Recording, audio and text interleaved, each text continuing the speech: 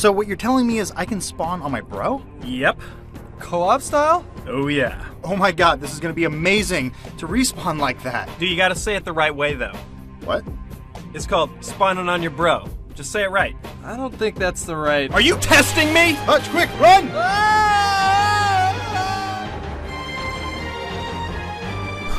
Whoa, that was close.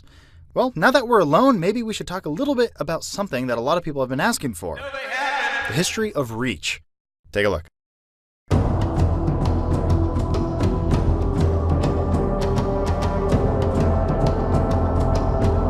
The latest installment from Bungie will finally give players a first-hand look at one of Halo's most iconic and never-before-seen locales, Reach. In the coming days, when the beta goes public on May 3rd, everyone will finally be able to witness this all-new yet fabled battleground. And since we want to get you guys as familiar with your new home as possible, we felt it fitting to fill you in on some of the history of the ill-fated planet. The mythos of Halo has spanned across 2 galaxies, 3 rings, and even our home planet, Earth. But before our final stand, there was another, a military superstructure whose one purpose was to defend Earth and all of her secrets. Until now, most of Reach has been shrouded in mystery and alluded to only in minor details. So today, we're going to take a closer look, see what makes the planet so special, and understand why the Covenant want to control it so badly. Mentioned only briefly first in Halo Combat Evolved, Reach was the initial location of the Master Chief, Captain Keyes, and Cortana before a surprise attack from the Covenant onslaught. Cut short out of a secret mission, the crew upon the fleeting ship the Pillar of Autumn jumped to a random coordinate as dictated by the Cole Protocol. This is where the first Halo story began and the novel's Fall of Reach ended. For years prior, Reach served the UNSC as a core military asset for mining and training purposes alike. It was here where the elite drop shock troopers were trained and new technology was discovered. Aside from the ODSTs, Reach served a much more important role. This is where the original Spartan 2 program began. Spartans were originally developed as a covert defense against insurgents spread among the galaxy. But when the Covenant invaded Harvest, everything had changed. Outfitted with near superhuman strength and the best technology known to man, the Spartans have remained humanity's one shining hope against the Covenant's genocidal conquest. The only downside was, despite popular belief, Spartans do indeed die, and they're very expensive to replace. That is why shortly after the Spartan 2 project went public, work began on a new series of soldiers that would be younger, cheaper, and more expendable, the Spartan 3s. In Halo Reach on and offline, you will take control of Noble 6, a Spartan 3, and the new protagonist who will become an all-new extension of you.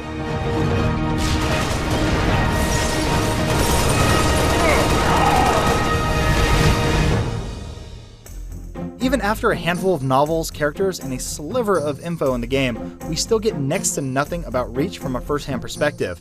But from what we've played, we do know that your new character will have access to new, sleeker tech like jetpacks and instacloak, but are weaker armor-wise than their Spartan 2 counterparts.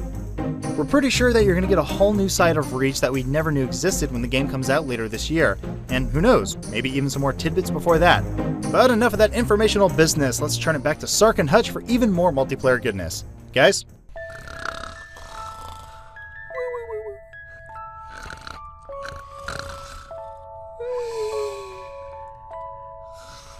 Guys? I already told you I can only drink 2% milk. Oh, God, history knocks me out every time. Come on, we're on. Let's do this, man. Let's do this. Yeah, I'm good, man.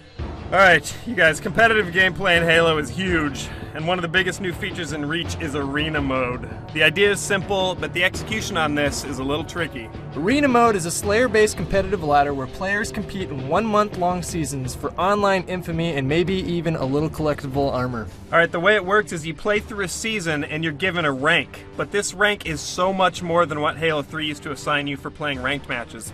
This rank applies to you individually by tracking not only your wins and losses, but your overall performance and even your teamwork. I have no idea how. I'm pretty sure it's powered by some sort of dark magic. What this means is that you can hop into Arena with friends that are not as pro as you are and not be penalized by their suctitude. As you play, you will be assigned a division based on your performance. The divisions are broken up between Steel, Silver, Gold, and Onyx. Onyx means you're awesome. Slam! Da, da, da, da, da, da. No, it was a different Onyx. During the beta, you'll be able to hop into arena matches and participate in miniature 3-day seasons. You're not a fan of 90s rap, are you? Whatever. Let's talk about game types. Today we're going to cover Headhunter. In Headhunter, whenever you kill an opponent, they drop a flaming skull that you can pick up by running over it. The twist is that whenever someone dies in Headhunter, they drop all the skulls that they are carrying. In order to win, you need to take your skull collection to the score point, which moves around the map, like a Crazy King from Halo 3. Each skull you drop earns you 1 point, 25 points wins the game. Now, over everyone's head, you can see a number that shows how many skulls they're currently carrying, which lets you go after the big fish for those big points.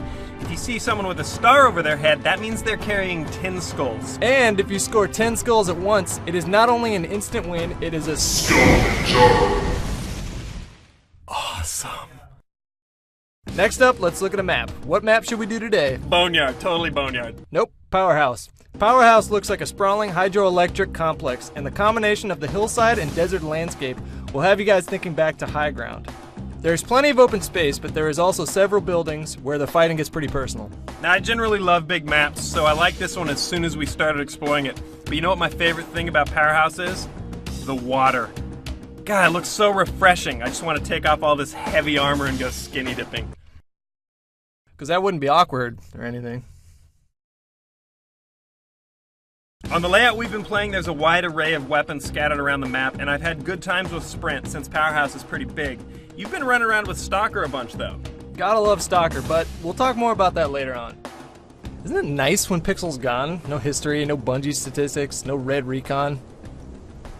He's right behind me, isn't he? Hey, Sark! This reminds me, we need to talk a little bit more about player health and reach. Yep. It's pretty simple. If you've played ODST or Halo 1, then you have a pretty good idea of how it works. You have shields that absorb the first bit of damage. Once your shields are down, your health bar will start dropping until you're dead.